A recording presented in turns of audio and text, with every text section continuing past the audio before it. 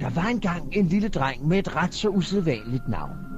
Drengen hed Luk Røven, og det gav ham en del besværligheder, lige fra barnsben af. Hvad skal barnet hedde? Luk røven. Præsten sundede sig. Mellemnavn? Luk dog røven. Som I nok kan regne ud, var det ikke nemt at hedde Luk Røven. Som lille barn, der var nysgerrig og gerne ville kommunikere med forældrene, kunne det give en del problemer. Far? Ja, luk røven. Nå, okay. Hej. Det kunne også give en del problemer i skolegården. Hey, din lille snortvalp. Hvem tror du egentlig, du er, hva'?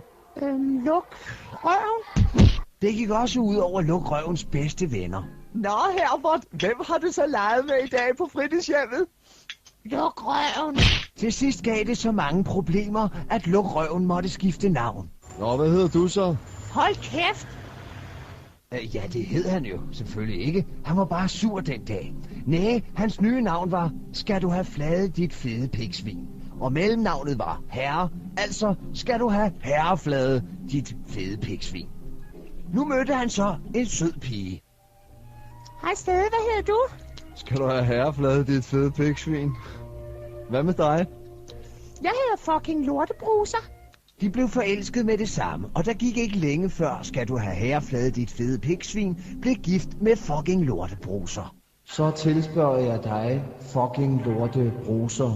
Vil du tage Skal du have herreflade, dit fede pigsvin, som hos dig står, til din ægte mand? Ja, klar. Endelig var Skal du have herreflade dit fede pigsvin lykkelig.